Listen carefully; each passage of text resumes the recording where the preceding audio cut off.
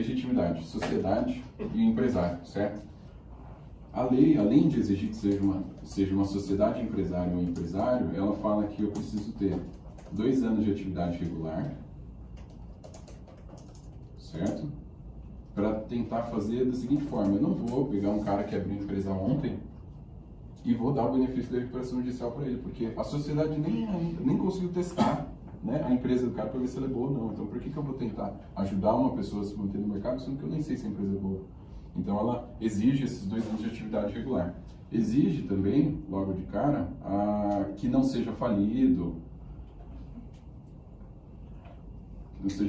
que não tenha administrador nessa condição, que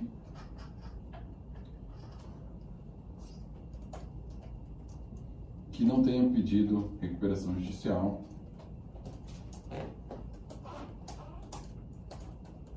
anterior, certo? E aí, beleza, eu já preencho aliás, todos esses requisitos. Eu tenho 2 anos de atividade regular, eu não sou falido, não tenho administrador nessas condições e eu nunca pedi recuperação judicial. Eu vou onde? Ver a competência. Onde é que eu vou pedir a minha recuperação judicial? A competência que a lei estipula, ela é uma competência absoluta. Só posso distribuir o meu pedido de recuperação judicial no local das principais atividades da empresa. Aí entram diversas discussões de onde é a principal atividade. Porque eu posso ter o meu centro administrativo em São Paulo e posso ter uma usina de açúcar no interior de São Paulo. Então, onde é? A jurisprudência entende que, nesse caso, a competência vai ser do centro nervoso, centro decisório das operações. Então, ainda que eu tenha uma usina no interior de São Paulo, lá está a galera no chão da usina, chão de fábrica, qualquer coisa do tipo. O centro das decisões ele é tomado aqui. Então, é por isso que eu vou pedir a recuperação judicial aqui, certo? E até melhor pedir numa capital do que pedir numa comarca que o juiz nem sabe o que é recuperação e você está sujeito a toda e qualquer decisão arbitrária, né? Definida a competência absoluta do principal estabelecimento, a gente vai analisar os documentos. Primeiro, quando você for entrar com uma ação, você precisa apresentar os motivos da crise econômica. Então, assim, tem que ter crise. Você não pode pedir recuperação judicial porque quer calotear alguém. Você consegue calotear, mas você vai precisar, né, dar uma enganada melhor do juiz e dos credores. Então, pedir a recuperação judicial, eu tenho que expor que o preço da commodity variou, que o preço do dólar subiu e aí por isso eu não consegui pagar as minhas obrigações. Você precisa juntar balanço da empresa, você precisa juntar demonstrativo de resultado, você precisa juntar relação de credores, dentre outros documentos contábeis e até comprovando as atividades da empresa, porque se a minha empresa está fechada há 2 meses, eu não tenho contrato, não tenho condição de pagar, eu não posso pedir recuperação judicial, porque ela serve, no artigo 47 tem lá que a recuperação judicial serve para que o empresário, a sociedade, alcancem o sorgimento da atividade. Então, é para ele se recuperar. Se eu já interrompi as minhas atividades, eu não vou recuperar, eu vou ressuscitar. Então, assim, uma empresa que não pode ser recuperável, ela não pode pedir recuperação judicial. Então, preenchi tudo, eu sou legítimo, eu estou na comarca competente, eu tenho a minha inicial. É bom eu definir os créditos sujeitos porque eu preciso apresentar a relação de credores, é documento obrigatório, senão o juiz vai indeferir minha petição. Os créditos sujeitos serão todos vencidos e a vencer na data do pedido de recuperação judicial, todos. Mas tem a exceção. A lei coloca que uma das questões as dívidas com os coobrigados, as ações que eu eventualmente tiver, elas prosseguem regularmente. Então, se eu tenho uma fiança, os fiadores não podem se valer do meu pedido de recuperação judicial para que eu pare todas as ações que eu tenho contra eles. Então, essa ação vai tocar, independente do tipo de crédito. Se tem fiança, segue o baile. Não se sujeita à recuperação judicial ao crédito fiduciário, garantia fiduciária. Todos sabem, né? Garantia fiduciária, pode. Então, crédito com garantia fiduciária não se submete. Seja garantia fiduciária de imóvel, seja cessão fiduciária de título, contrato com reserva de domínio, por exemplo. Para quem não sabe, reserva de domínio é como se fosse alienação fiduciária. Eu vendo um imóvel para o Felipe, eu vendo um carro para o Felipe, mais fácil, só que fica registrado no documento que esse imóvel é do meu domínio, até que ele termine de pagar. Então, assim, é como se fosse alienação fiduciária, mas é bom não confundir as coisas. E aí eu tenho as minhas exceções. Tem gente que pergunta, mas e o penhor? O penhor, ele vai entrar como garantia real, porque é uma garantia real, né, estipulado no Código Civil, mas o crédito garantido por penhor, ele está dentro da recuperação judicial. Se eu tiver alienação fiduciária de grão, entra em garantia fiduciária, então não está submetido aos efeitos da recuperação judicial, certo? Pedir a recuperação judicial, o juiz vai dar uma decisão de deferimento do processamento ou não. Tem muitas pessoas que falam, se eu peço a recuperação judicial e o juiz indefere, então fali. Não, se eu peço a recuperação judicial e o juiz indefere, na verdade, vai ser extinto o processo em resolução do mérito. Um dos motivos até, às vezes eu posso pedir e não ser legítimo. Como é que o juiz vai decretar a falência de uma pessoa que é ilegítima? Né? Se eu não preencho o requisito para ter uma recuperação, por que eu iria falir logo de cara? Então eu pedi a recuperação judicial. Não preenchi os requisitos, extinção sem resolução do mérito. Se você um dia reunir, né, todos os elementos necessários, você pede a recuperação de novo, não tem o menor problema. Deferir o processamento. O que precisa acontecer? Eu preciso comunicar a todos os credores de que aquele pedido foi realizado e foi deferido o processamento, certo? Aqui tem gente que fala concedeu a recuperação judicial. Não, a recuperação judicial ela é um procedimento. Então, primeiro o juiz defere o processamento. Vamos processar até o final, aprovação ou não. Depois disso, o juiz vai conceder. Então, eu só entro em recuperação judicial, só posso dizer, minha recuperação judicial foi concedida após a aprovação do plano pelos credores. Eu preciso comunicar todo mundo da decisão do deferimento. Sai um edital, né, no órgão público, um edital de ciência aos credores. Esse edital já abre de cara prazo para duas partes. Prazo para a recuperanda apresentar o plano de recuperação judicial em 60 dias corridos, segundo o STJ.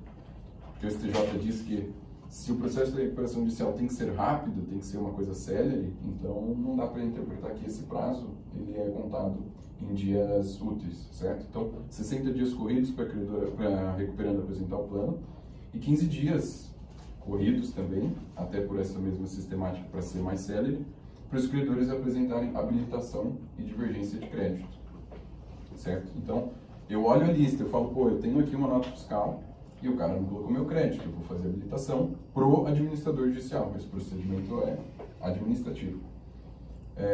Meu crédito está errado, eu entro com a divergência de crédito. Meu crédito está certo, mas a minha classe ela está errada, eu entro com a divergência também. Isso totalmente administrativo. Você nunca protocola um pedido de habilitação ou divergência no processo. O juiz não tem nada a ver com isso. E, na decisão que defere o processamento, as ações, elas são suspensas por 180 dias em face. As ações em face da recuperanda, certo? 180 dias é o período de stay period. Mas, você pode falar de maneira informal, é claro, o fôlego que é dado para recuperando. Então, assim, ele acabou de pedir a recuperação judicial e foi deferido o processamento, para tudo por 180 dias para o cara se reorganizar.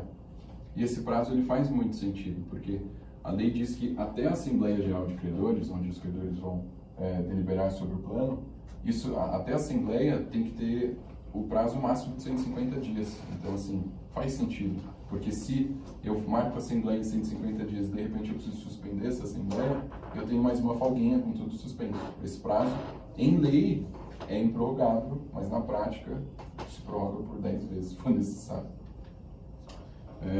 Beleza. Edital de ciência sobre 2, apresentei a habilitação de divergência. O que acontece? O administrador judicial, ele tem 45 dias para poder analisar. Então, o administrador judicial vai fazer análise contábil, ele vai fazer análise de todos os documentos, porque assim, na recuperação não pode ter crédito sem lastro. Então, eu não posso ir lá e falar que eu tenho um cheque do Eduardo, que está em recuperação judicial, Eireli, e o meu crédito não está na relação. Aí o juiz vai pegar e falar, beleza, deixa eu olhar aqui o extrato. Mas não tem lastro algum esse cheque. Ele simplesmente te deu para que você tenha um crédito. Então, assim, é necessário esse tipo de lastro.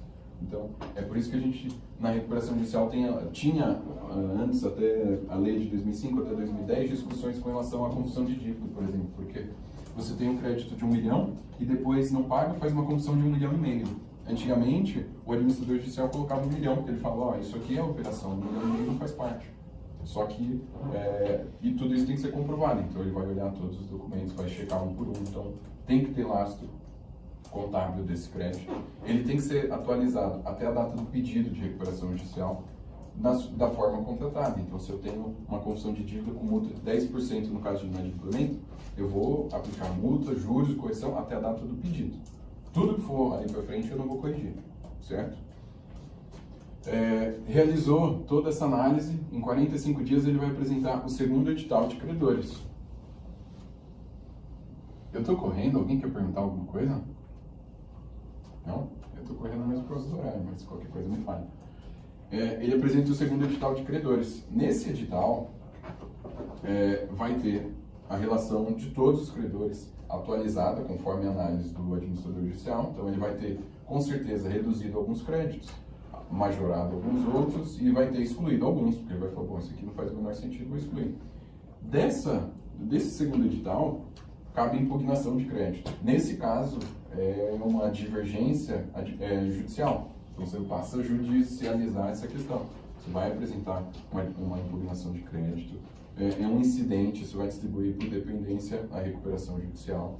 E o próprio juiz da recuperação, que nesse caso, eu não comentei aqui, mas o juiz, a partir do momento que eu entro com a recuperação judicial, ele vira o juiz universal. É assim que a lei trata e é assim que a jurisprudência também.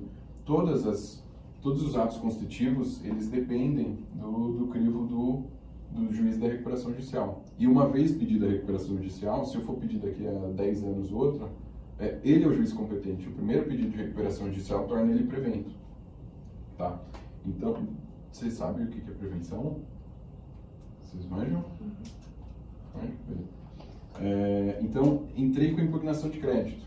Nessa impugnação de crédito, o juiz vai dar prazo de 5 dias para a devedora ir lá e contestar ou não, falar concordo, pode incluir ou não. Vai dar prazo para o administrador judicial fazer a mesma coisa. Vai dar prazo para o Ministério Público se manifestar. E aí, essa impugnação de crédito, ela é em paralelo a tudo. Então, assim, tudo isso aqui está acontecendo ao mesmo tempo. O edital de ciência publicado está correndo o prazo aqui de 60 dias do plano de recuperação. A habilitação, a análise, tudo isso ao mesmo tempo.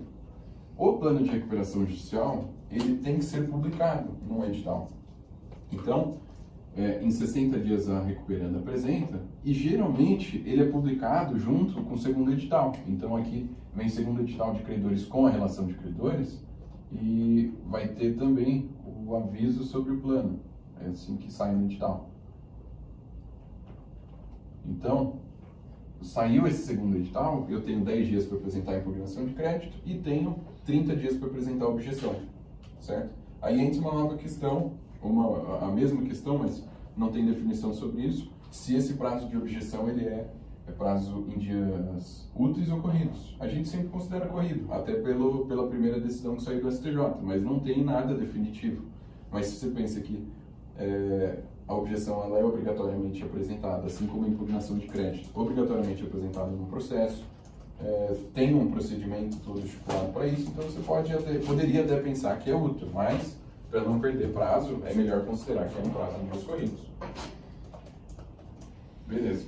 Apresentei a impugnação de crédito, só falar um pouquinho dela. Saiu a sentença. Diferente de todos os outros processos que a gente está acostumado, da sentença, da decisão que vai incluir ou não crédito na impugnação de crédito, nesse caso cabe agravo de instrumento. Por quê? A gente tem que pensar que sentença propriamente dita, o CPC coloca que é a decisão terminativa do processo. A impugnação de crédito, por mais que ela seja um incidente, tá, ou autônomo, você não encerra o procedimento de recuperação judicial, que é o que importa. Então, por ela não ser terminativa, ela simplesmente vai dizer inclua ou não crédito, cabe agravo de instrumento, certo? Então, a impugnação de crédito tem vezes que é julgada em 1 mês, 2 meses, 2 anos, então assim, pode ser aprovado o plano de recuperação sem que a sua impugnação de crédito tenha sido julgada, é possível. É chato, mas é uma coisa que é possível. E aí você pode pedir na impugnação de crédito, juiz, reserva o meu direito de voto em assembleia, eu não consto na relação, mas me coloca lá provisoriamente, e aí ele vai ter dois cenários numa eventual assembleia, o cenário com crédito e o cenário sem, porque se julgar a sua impugnação, não vai ter que retomar todos os atos, ele já vai ter o seu voto lá contabilizado. Beleza. Não apresentou objeção ao plano. A objeção, a gente faz o quê?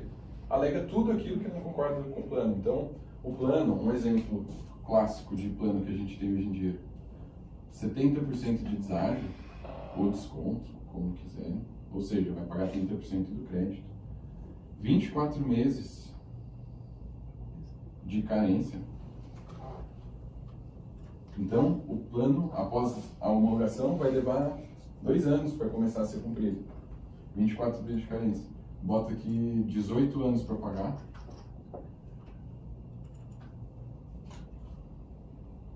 E, absurdamente, bota aqui uma correçãozinha pela TR, mais 1% de juros ao ano.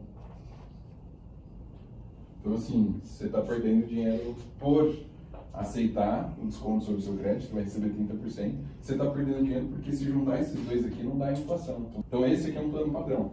E aí tem plano que coloca aqui, a aprovação do plano de recuperação acarreta na liberação de todas as garantias prestadas, certo? Então, se eu tenho uma fiança, assim que aprovar o plano, está liberada a minha fiança. Se eu tenho uma hipoteca sobre o imóvel, beleza, está liberada a hipoteca. Se eu tenho qualquer tipo de garantia, vai ser liberado. Isso é o que prevê no plano, mas é ilegal. Ilegal por quê? A lei fala no 49, parágrafo 1º, os credores conservam seus direitos contra os co-obrigados, no caso o fiador e tudo mais. E a lei também coloca, no artigo 50, parágrafo 1º, que a garantia real, ela não pode ser suprimida, exceto se houver a anuência do credor. Então, se eu tenho uma hipoteca, ela só pode ser extinta se eu anuir com isso, senão a minha hipoteca está lá conservada, certo? Só que os planos têm essa previsão e tem uma discussão enorme na jurisprudência. Tem tribunal que entende que se está no plano, vale a soberania dos credores. Então, não interessa se quem votou majoritariamente pela aprovação do plano tem garantia ou não. Tipo, eles não fazem assim, se o credor com garantia real na Assembleia votou, está extinta. Não, tem juiz que fala, a Assembleia é soberana. O que a Assembleia decidiu, acabou, vale para todo mundo. Então vamos baixar todas as garantias. Tem decisão que diz, somente se houver anuência. Beleza? A anuência do credor titular da garantia. E tem decisão que fala, isso é ilegal. Então isso não acontece. Vai depender do juiz de cada lugar. Então assim, não dá para prever. Mas a objeção serve para isso. Então eu vou falar, olha, esse plano, ele é extremamente desvantajoso para mim. O devedor que quer pagar nessas condições, isso é um argumento de objeção. O credor que quer pagar nessas condições, ele não está querendo recuperação. Ele está querendo um perdão de dívida e ele está querendo sair. Ele está num estado falimentar, ou seja, se ele depende que eu dê 70% do meu crédito para ele, significa que ele não consegue se recuperar sozinho. Se ele não consegue se recuperar sozinho, a recuperação judicial não é o instituto que ele deveria usar. Seria a falência. Esse é um argumento. Falar que a cláusula é ilegal, falar que a correção de juros é ilegal, isso é o que a gente pode fazer na objeção. E a lei coloca que se houver uma única objeção ao plano, vai ser designada a Assembleia Geral de Credores, uma única. Se não tiver nenhuma objeção, o plano é automaticamente aprovado. Porque se ninguém apresentou objeção ao plano, todo mundo concordou com as condições. Então, automaticamente o plano é aprovado, mas para ele ser homologado, depende da decisão do juiz. Então, a aprovação, seja por não apresentação de objeção ou com objeção e votação na Assembleia, eu preciso de uma decisão do juiz, homologando ou não o resultado. Porque o juiz pode falar abuso do direito de voto, o juiz pode falar, tem credor aqui que está votando que não podia ter votado, então tem essas discussões. Apresentou objeção, obrigatoriamente tem a GC, e a Assembleia é dividida nas 4 classes de credores da recuperação judicial. O credor trabalhista, o credor com garantia real, o credor quirografário e MEI e EPP quirografário. Quem tem garantia real é credor com garantia real. Não pode ser MEI e EPP, certo? Essas 4 classes têm forma de voto diferente.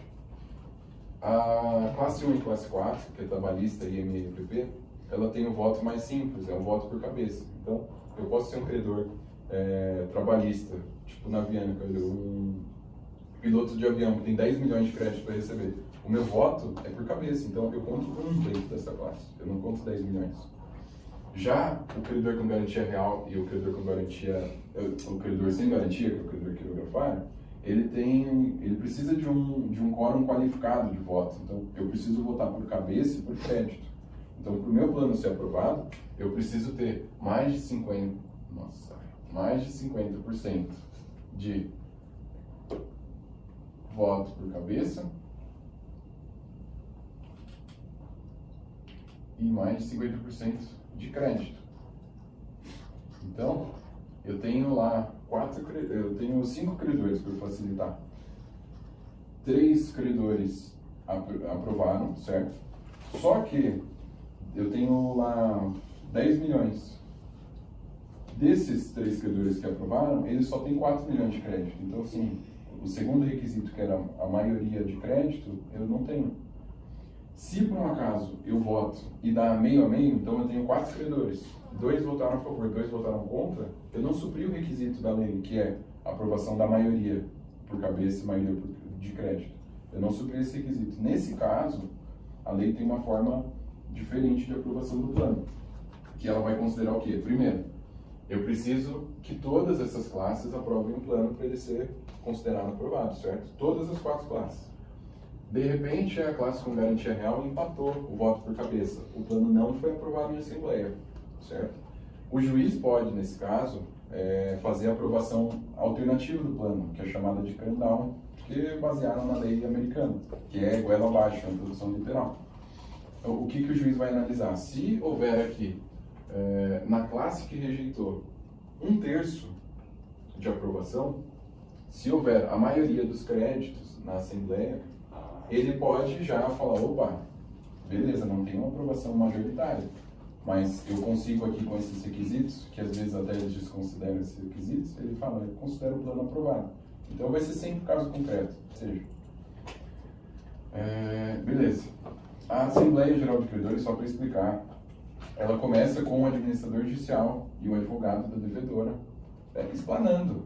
O advogado vai pegar o microfone e vai falar, galera, ó, estamos aqui porque a gente está numa crise e tal, vai explicar toda a situação para tentar comover, certo? Todo mundo que está ali. E o administrador judicial, ele é o presidente da mesa, então o administrador judicial ele é responsável por guiar toda a Assembleia e por anotar tudo aquilo na ata que vai ter. Então, os credores durante a Assembleia, eles podem apresentar ressalva, que é uma modalidade de objeção. Só que a ressalva você vai juntar o plano, então você vai falar assim, ó, eu estou votando a favor do plano, só que eu discordo expressamente dessa forma de correção. Porque lá na frente, eu apresentando a ressalva, eu me reservo no direito, ainda que eu tenha votado a favor, o que, na minha opinião, é incompatível em uma posição dessa, mas ainda que eu tenha votado a favor, eu me reservo o direito de discutir depois judicialmente o que eu quiser para poder tentar reverter essa situação. Então, a AGC obteve toda essa aprovação, eu vou, se não for aprovado, eu tenho a falência. Se aprovado, o juiz vai dar uma decisão de concessão ou não para a recuperação judicial. Então, às vezes, o maior credor lá da recuperação judicial é o Banco do Brasil, que tem 80 milhões de reais numa recuperação de 100 milhões. Os outros credores e a própria devedora mostram, olha aqui, juiz, ele é o credor majoritário. Esse credor, eu mandei diversos e-mails falando, me ajuda aí, como é que eu posso alcançar o seu voto favorável? Me diz o que eu posso mudar no plano e tal. Eu tento negociar com o Banco do Brasil. O Banco do Brasil fala, não vou negociar com você, eu quero que você quebre, eu quero que você quebre. Mando por e-mail e tal. Se eu apresento isso para o juiz, na hora que o juiz for analisar, ele vai falar, beleza, o plano não tem a votação favorável, mas o voto desse credor aqui ele é completamente abusivo, porque a recuperação judicial ela tem um caráter social, então eu não posso falir uma empresa ou um empresário pela vontade de um credor, uma vontade completamente desarrazoada. Esse credor não tentou nem se compor, não tentou nem conversar, não tentou negociar, então esse voto é abusivo. Isso também é um abuso de direito. Então eu estou votando uma posição desfavorável para todo mundo, porque eu tenho, né, um jogo por trás, e o juiz também pode declarar o abuso nas duas hipóteses. Com isso, a gente encerra, em tese, esse procedimento.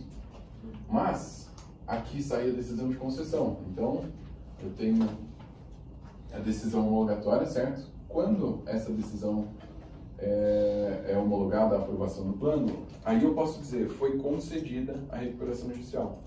Todo o processamento terminou e o processamento foi positivo, eu concedi a recuperação judicial. A partir daqui, eu tenho 2 anos de supervisão. Supervisão judicial. Então, durante 2 anos após a aprovação do plano, o processo vai continuar tramitando. Então, assim, ainda que não tenham movimentações expressivas,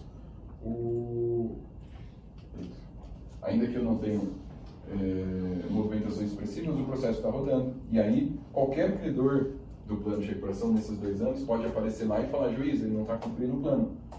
Intima ele para comprovar que ele cumpriu, senão decreta a falência dele.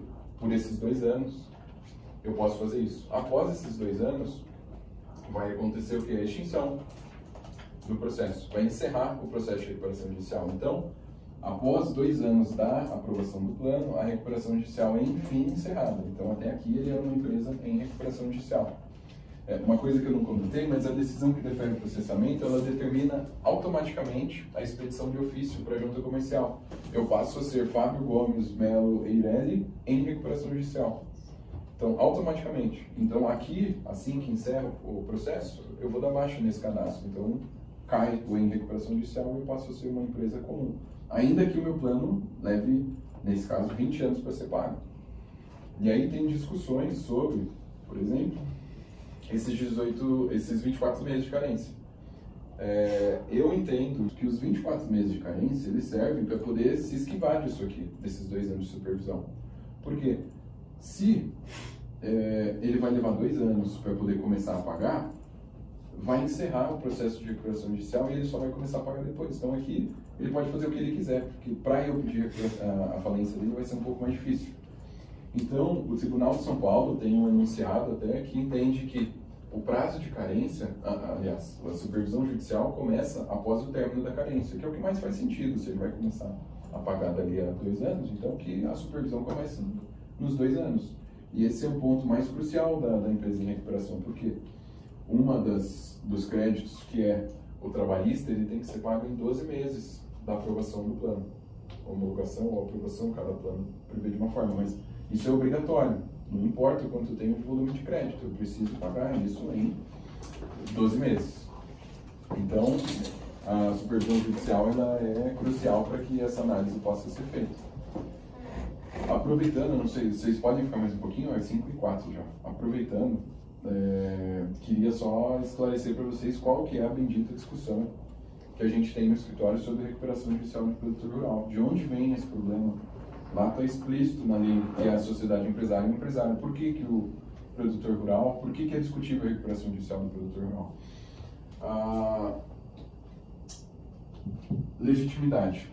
Sociedade, empresário e empresário, certo? O produtor rural, ele passa a ser empresário a partir de quando? Essa é a grande questão. Lá no Código Civil tem assim que o empresário, ele deve primeiro se inscrever na junta, fazer o registro na junta comercial, no órgão mercantil competente, que é a junta comercial. Com esse registro, ele pode começar as atividades dele. Isso é um empresário, certo? Essa é a regra geral. O empresário sempre, para exercer as atividades de maneira regular, ele deve realizar esse registro. Só que esse é o artigo 967, acho.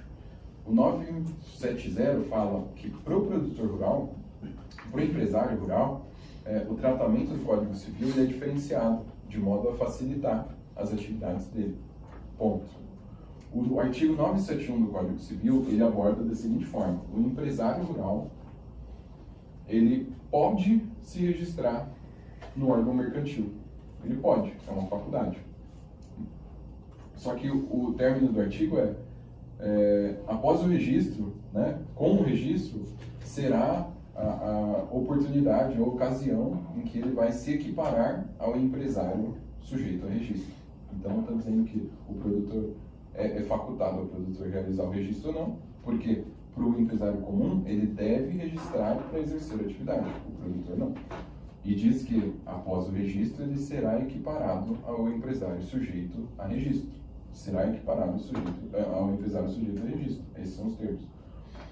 Aqui, na lei de recuperação, artigo 48, no caput, fala: o devedor deverá comprovar 2 anos de atividade regular. A discussão do pedido de recuperação judicial do produtor é exatamente essa. Quando ele é regular? É antes, a atividade regular, aliás, 2 anos de atividade. A atividade regular, ela pode ser aquela exercida antes do registro na junta comercial, ou tem que ser aquela exercida após o registro na junta comercial. Eu, particularmente, não por trabalhar para o credor, mas eu entendo que se a lei diz, se o Código Civil diz expressamente que após o registro ele se equipara ao empresário sujeito a registro, então, para mim, a regularidade das atividades dele, o caráter regular, né, das atividades, ele se inicia a partir do registro. Essa é a minha opinião pessoal. Mas eu confesso que eu não fecho os olhos para outro lado da questão. Né? A gente também não pode acreditar cegamente numa tese, então eu vejo as duas como uma possibilidade. Eu acredito que a que deve prevalecer é essa, mas os advogados dos devedores, o que eles falam? Se a lei diz que o tratamento do produtor rural ele é diferenciado, o Código Civil vai facilitar esse tratamento, e que se para o empresário comum ele precisa do registro para exercer as atividades, e o empresário, produtor rural, do empresário rural, ele pode se inscrever, é assim que está no artigo, ele pode se inscrever, então dá para dizer que se para um a regularidade depende do registro, para outro o Código Civil facilita, então ele pode conseguir comprovar a regularidade assim, aqui ó, faz 30 anos que eu planto. Então assim, regularidade, o que é regularidade? É regularidade formal, de ser regular, ou é regularidade de desempenho contínuo? É uma interpretação que cada um faz de uma forma, né? A gente tem essa discussão nos tribunais. Até 2 semanas atrás, eu poderia falar para vocês que o Tribunal de Justiça do Mato Grosso, ele não decidia de forma diferente, mas infelizmente ele decidiu de forma diferente. Ele permitiu a recuperação do Eloy Bruneta. A permissão, ela não é uma permissão porque o tribunal mudou a convicção. Essa é a parte mais triste. Se o STJ dá uma decisão, o STJ também é dividido. Ele tem uma turma que pensa de uma forma e uma turma que pensa de outra. A discussão que nós chamamos é a tese declaratória e a constitutiva. A tese constitutiva é: eu me registrei, a partir de agora eu estou constituindo o regime empresarial, a partir de agora eu posso dizer que a minha atividade é regular. A declaratória é: o registro só serve para me declarar empresário. Né? As minhas atividades elas já são regulares. A segunda questão, por consequência do produtor rural, aqui os créditos sujeitos são todos vencidos ou a vencer na data do pedido de recuperação. Só que assim, se o produtor rural ele tem 2 regimes quando ele se registra, o regime civil, então eu, Fábio, até me registrar, eu sigo o regime civil, né, de atividade. A partir do momento que eu me registro na junta comercial, eu constituo uma empresa, então eu passei a ter um regime empresarial. A segunda discussão é: eu posso incluir na recuperação judicial o crédito constituído no regime civil ou só o crédito constituído no regime empresarial? Essa discussão não tem resultado definitivo, mas é a segunda questão relacionada ao produtor rural. E quando eu falei aqui da exceção da garantia fiduciária, a lei coloca uma exceção dentro da exceção. Eu, Fábio, tenho uma alienação fiduciária de um imóvel do Mário. A empresa do Mário está em recuperação judicial. Eu posso continuar a execução dessa alienação fiduciária. Eu posso chegar lá e falar: ó, você me paga e eu pego o imóvel para mim, certo? Eu posso fazer isso, a lei não me veda. Mas, se esse imóvel for essencial à atividade empresária do Mário, eu não posso fazer isso. Então, o artigo 49, parágrafo 3º fala: não se sujeita aos créditos com garantia fiduciária.